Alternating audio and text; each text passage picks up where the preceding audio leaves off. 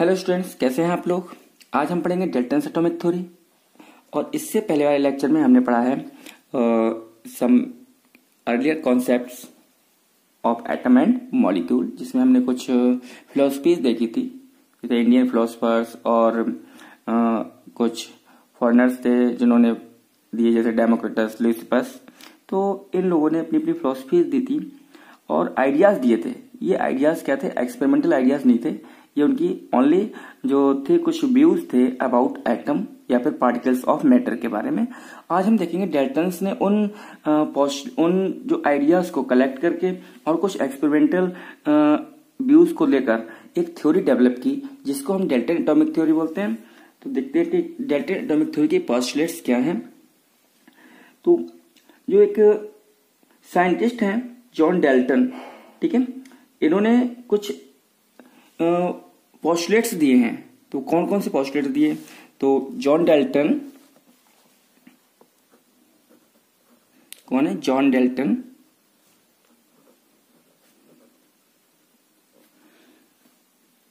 जो एक British scientist थे, ठीक है, ब्रिटिश साइंटिस्ट, एक स्कूल टीचर भी थे। तो इन्होंने कुछ फैक्ट्स दिए अबाउट एटम, ठीक है। तो ही डेवलप्ड अ थ्योरी, ठीक, John Dalton developed a theory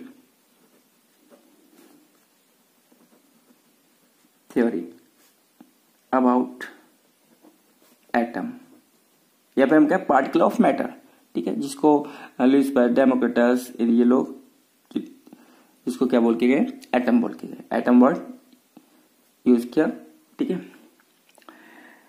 now what are the postulates about this atom, जो किसने दिए? डाल्टन। तो these postulates, the collection of these postulates is called Dalton's atomic theory. So what is Dalton's atomic theory? The postulates of Dalton's atomic theory.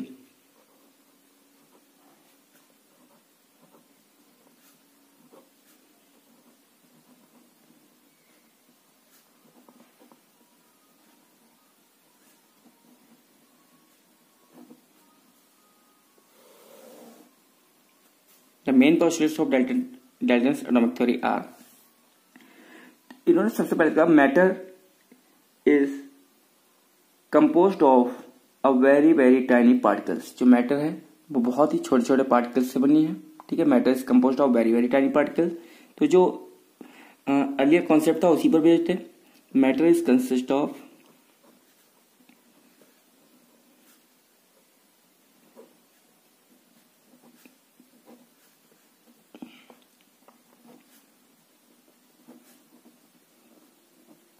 particles, ठीक है। Matter is consist of very very tiny particles and these particles are indivisible. और उनका कि ये जो particle हैं ये कैसे हैं? इनडिविजिबल हैं। And these particles are indivisible, मतलब हम इसको और भी ज्यादा डिवाइड नहीं कर सकते। और यही पहले भी बोल के गए थे लोग। तो वही सेम पॉइंट है, जैसे कि मैटर है, मैटर एक छोटे छोटे पार्टिकल से बनी है। महर्षि कन्नड़ ने कहा कि छोटे छोटे पार्टिकल से बनी है, फाइनली हम उसको डिवाइड नहीं कर सकते। और इसको उन्होंने कहा परमाणु, डेमोक्रिटस ने इसको एटम कहा। तो वही है सेम पॉइंट, उसी को एक्सेप्ट किया जॉन डाल्टन ने। और उन्होंने भी कहा कि matter is composed of very very tiny particles and these particles can not be divided further. Second जो पोस्टुलेट इन्होंने कहा, all the atoms of an element are alike, ठीक है, they are identical in size, ठीक है। जो एक particular element होगा, चाहे वो आयरन हो, हाइड्रोजन, अगर हम हाइड्रोजन के एटम्स लेते हैं तो हाइड्रोजन के सारे एटम्स क्या होंगे? एक जैसे होंगे। उनका साइज सेम होगा, उनका मास सेम होगा, उनका एटॉमिक नंबर सेम होगा, सारी कैरेक्टरिस्टिक्स, ठीक है। उसमें एटॉमिक नंबर की बात नहीं थी। तो उनकी जो सारी भी कैरेक्टरिस्टिक्स हैं, जो प्रॉपर्टीज हैं, जो फिजिकल उसकी जो भी कैरेक्टरिस्टिक है, वो सब क्या होंगी? सेम होंगी। तो ये सेकंड पोस्टुलेट है। ये फर्स्ट था कि atoms of an element are alike, ठीक है, they are identical in shape, size, ठीक है, and in all respect. Atoms of an element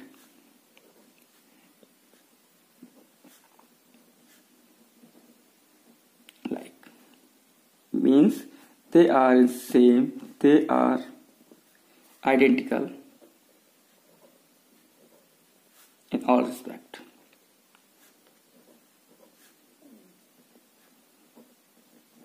Such as shape, size,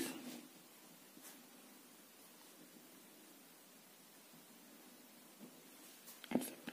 ठीक है। Third postulate of delta atomic theory, जो उन्होंने थर्ड पॉस्टुलेट राइज किया, that is the atoms of different elements.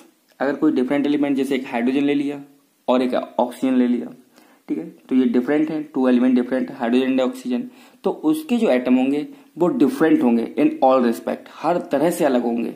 ना उनका shape match करेगा, ना साइज मैच करेगा, उसमें इलेक्ट्रॉन प्रोटॉन मतलब जो भी चीजें हैं वो कोई भी उसमें मैच नहीं करेंगी।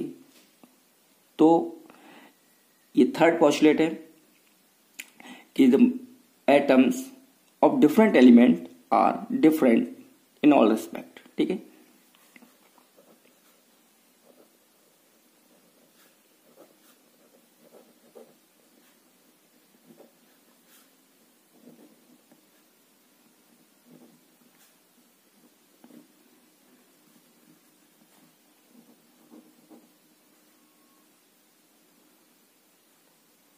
possesses different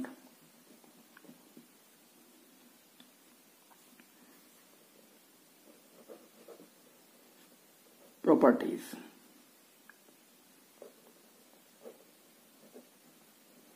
नेक्स्ट जो फोर्थ इनका पॉस्टुलेट था कि atoms can not be created and they can not be destroyed.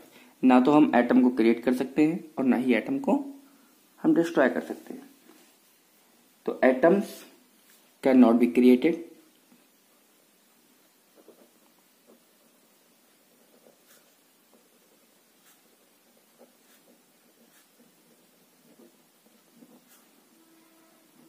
And can destroy. ठीक, नेक्स्ट जो फिफ्थ पॉस्टुलेट है, that is the compound atoms are formed by the union of atoms of different in simple numerical proportions, जिसको हमने अभी law of constant proportion भी पढ़ाया था कि जो एटम्स होते हैं वो हमेशा सेम प्रोपोर्शन में, अगर हम कोई सेम कंपाउंड लेते हैं तो उसमें जो भी एलिमेंट प्रेजेंट है वो सेम प्रोपोर्शन में ही कंबाइन होंगे ऑलवेज। तो ऐसे ही है कि कोई भी कंपाउंड है, किसी भी कंपाउंड में जो एटम्स होंगे, एटम्स ऑलवेज कंबाइंड इन कांस्टेंट प्रोपोर्शन। ठीक है, जो इंटीग्रल मल्टीपल में होंगे। तो atoms in a compound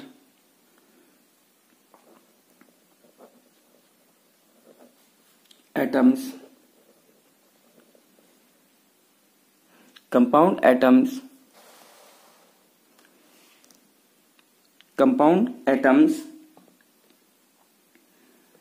are formed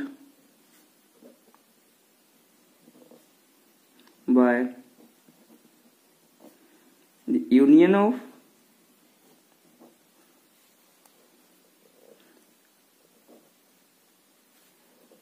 different elements। ठीक है, union of different atoms of elements.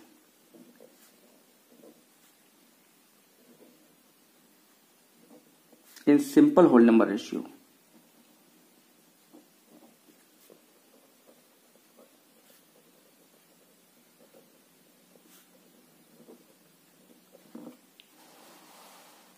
Next postulate,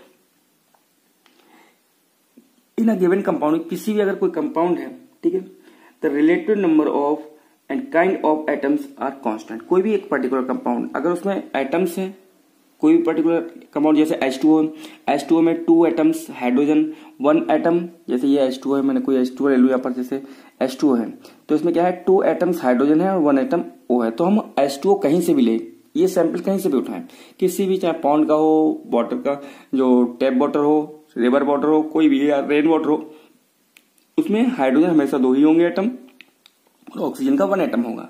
तो इन्होंने कहा कि in a compound, in a given compound the relative number and kind of atoms are क्या होंगे, constant होंगे, ठीक है, सेम होंगे। तो in a compound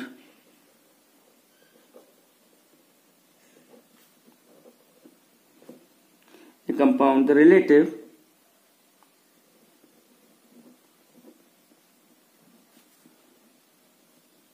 number and kind of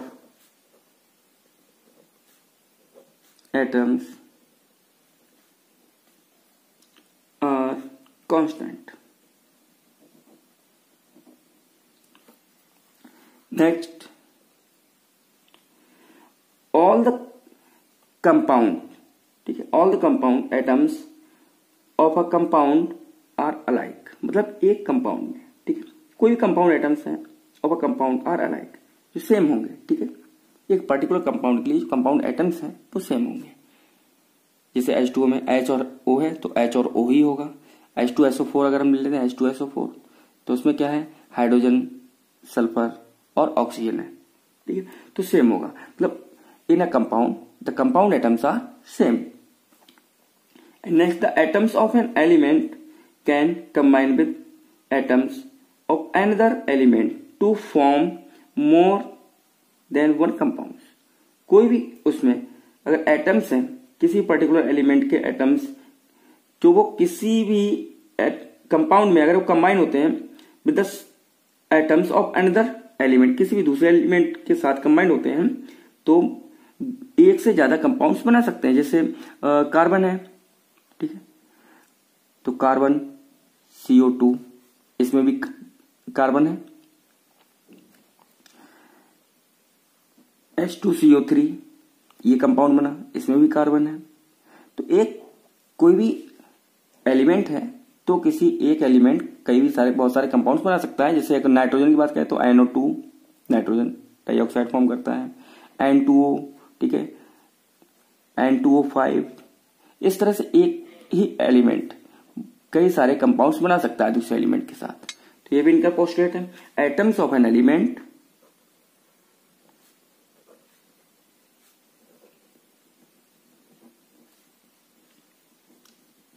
can combine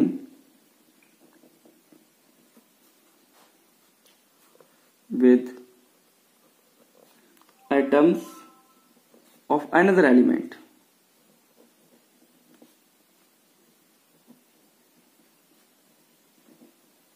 to form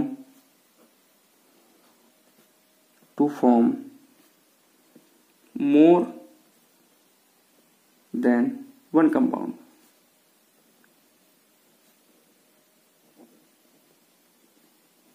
So these are the postulates of Dalton's atomic theory, ठीक है, ये Dalton's atomic theory के postulates हैं। हम Dalton's atomic theory के कुछ रिलेटेड टर्म्स के बारे में नेक्स्ट लेक्चर में देखेंगे। तो अभी हमने उनके जो postulates डिस्कस किए हैं, जो इम्पोर्टेंट postulates हैं, इसमें से बहुत सारे postulates बाद में जब और भी ज्यादा डिस्कवरीज हुई, सब एटॉमिक पार्टिकल्स डिस्कवर हुए, तो ये postulates क्या हो गए, फेल हो गए। तो these are the postulates of Dalton's atomic theory. First was the matter is composed of very tiny particles, ठीक है, the particles cannot be divided further, these are indivisible particles. And second, atom of an element are alike, means they are identical in all respect. अगर same atom है तो same element है तो same element के atoms क्या होंगे, same होंगे, हर तरह से सेम होंगे। और फिर atoms of different elements are different in all respect, वो हर तरह से डिफरेंट होंगे। Now atoms cannot be created, cannot be divided, cannot be created, cannot be destroyed. Next, compound atoms are formed by the union of different atoms of element in simple whole number ratio. मतलब ऐसा नहीं होगा किसी particular compound में आधा atom hydrogen का जुड़ गया, ठीक है, या आधा एटम ऑक्सीजन का कंबाइन हो गया, तो हाफ एटम किसी का नहीं होगा, हाफ 1/2, 1/3, 1/4, इस तरह से फ्रैक्शन में एटम्स कंबाइंड नहीं होंगे, भी they are combined in simple whole number ratio. इसके बाद है compounds of atoms found by the union of different atoms in simple whole number ratio, and then in a compound the relative number of and kind of atoms are constant. किसी भी particular compound की अगर बात करें तो उसमें जो atoms होंगे उनका नंबर होगा पर्टिकुलर एलिमेंट का, वो सेम होगा। जैसे H2O में हाइड्रोजन हमेशा 2 होंगे, अगर CO2 में ऑक्सीजन की बात करें तो 2 ही ऑक्सीजन होंगे और 1 कार्बन होगा। अब CO2 हम कहीं से भी करें, किसी भी जगह से हमने CO2 का सैंपल लिया तो उसमें अगर हम CO2 के एक मॉलिक्यूल को चेक करेंगे तो उसमें 1 कार्बन और 2 ऑक्सीजन ही निकलेंगे। और last, the atoms of an element can combine with atoms another element to form more than 1 compound. मतलब एक ही पर्टिकुलर एलिमेंट किसी दूसरे एलिमेंट के साथ कंबाइन होके एक से ज्यादा कंपाउंड भी फॉर्म कर सकता है। जैसे कार्बन अगर ऑक्सीजन के साथ कंबाइन होता है तो वो कार्बन, ठीक है, कार्बन मोनोऑक्साइड भी फॉर्म करता है और कार्बन डाइऑक्साइड भी फॉर्म करता है। तो एक ही एलिमेंट किसी दूसरे एलिमेंट के साथ कंबाइन होकर एक से ज्यादा कंपाउंड फॉर्म कर सकता है। ओके।